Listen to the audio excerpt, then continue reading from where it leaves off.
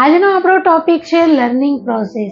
And if I want to tell about my learning process, so Corona time I felt myself I want to become a fluent. Due to my daughter's suggestion YouTube channel, I started my English journey. Friends, before I ever used a YouTube channel, then I used multiple videos and I did unlimited listening practice, grammar pattern and sentence practice.